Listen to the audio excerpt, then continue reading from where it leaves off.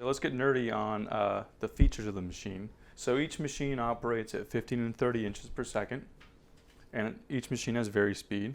And of course, as I mentioned earlier, it's super easy to use. This little button that says play. When you push it, the machine goes into play. When you don't want it to do that anymore, you hit stop, and it stops. It's that simple. I know it may seem like I'm pandering, but it's that simple to use. And another nice feature of these machines is the audio card is an all-one card. There's a separate card for the reproduce side, and a separate card for the record side, and a separate bias card. And what that means is if there is a problem in the playback, you can just ship us this card and still use the machine to record, or vice versa.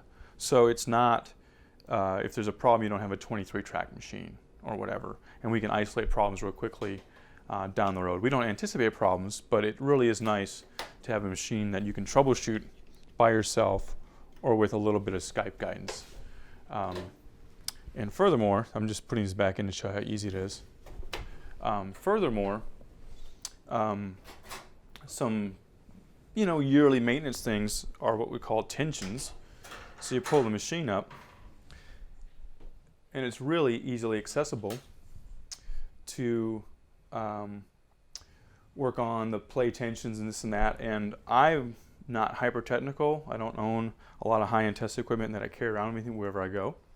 But you can do tensions on this machine. That is to make sure the tape is pulling right with a simple multimeter and a screwdriver. And you really don't even need the multimeter. So I could literally teach someone who's never been near a tape machine how to do tensions on this in 10 minutes, which is one of the reasons I like them.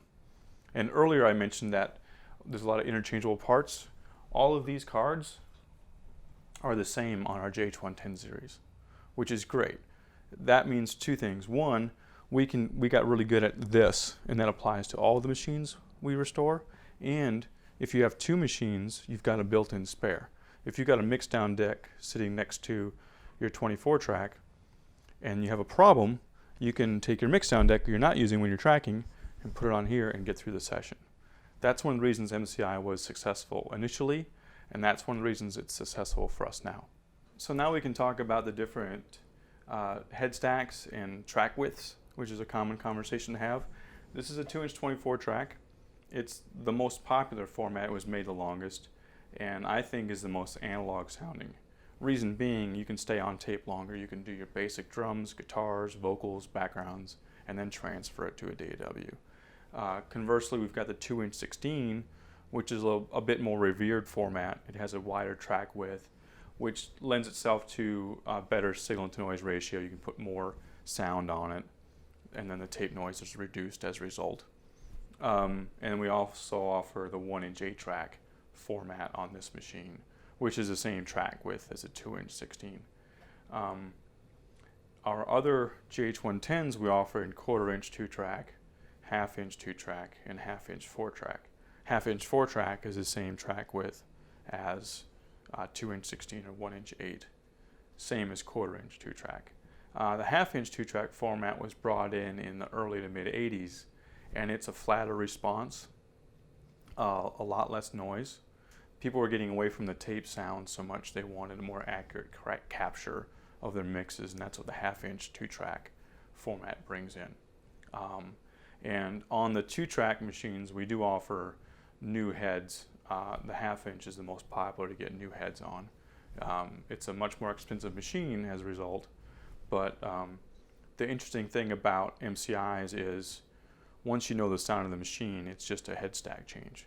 All of our 2 and 4-track machines are the same machine. All of our multi-track machines are the same machine. So it's just a matter of switching out the heads. And cost is another question. We often get asked, why is an 8-track $7,000 and a 24-track is $8,250 and a 16-track is $12,000? It's simply the cost of the heads. I don't make any more money on either machine. It's just what those heads cost us to get. The 16-track heads weren't made as long, and they're harder to find, so I have to pay more for them, and that gets transferred on to the end user. Same with the 8-track heads, and same with the 2-track heads, the 2-track 1/2-inch heads. The last thing I want to talk about is head life, which is a really hot topic. So on the multi-track machines, we relap every head, and we don't ship them unless they have more than 50% life, which doesn't sound like a lot, but it really is. Think about this machine made in 1984 with heavy use until the mid-90s. Now getting that head relapped, which is not resurfacing, it's taking metal off to recontour it, having 50% life left, which means you've got another 25 or 30 years. So on our quarter-inch machines, we relap the record head, and now we're offering a new factory replacement reproduced head for even longer life.